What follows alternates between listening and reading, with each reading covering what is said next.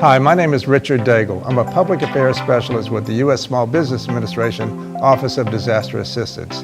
SBA is here in Florida, partnering with FEMA to help people build back after the hurricane. Now, even though our name says Small Business Administration, we actually help homeowners and renters in addition to businesses.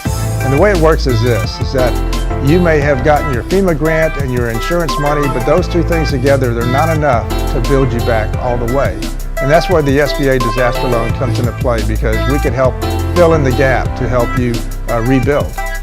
For homeowners, we could loan up to $240,000 at an interest rate that could be as low as 1.75%. For renters, we could loan up to $40,000 with the same interest rate. Terms can be up to 30 years. You don't have to make your first payment for a year down the road. For businesses, we could loan up to $2 million at an interest rate that could be as low as just over 3.3%. And that would include also, we could help private nonprofits for business loans. That's up to $2 million at an interest rate that's as low as 2.5%. Now, that business loan is not just for physical damage, because we know that many businesses were impacted through economic injury. In other words, they had no physical damage, but your customers weren't there. You had a period of time where maybe power was out and you lost business, and we could help you with that. For private nonprofits, we know that there's many homeowner associations here that were impacted, and potentially you could get help through the private nonprofit business loan. If you're a homeowner or a renter, you may say, or a business owner, you may say, well, why should I take a loan out? Because I don't want to, I'd rather get grant money. You know, why a loan? So we want to speak to that, because when you are approved for an SBA disaster loan, you have 60 days to decide whether or not you're going to use or not use that loan. So nothing is being forced upon you. We're not obligating you for anything. What we are doing is giving you an option to build back. And it may be a very important option to where you see that this low interest disaster loan money is exactly what you needed to build back.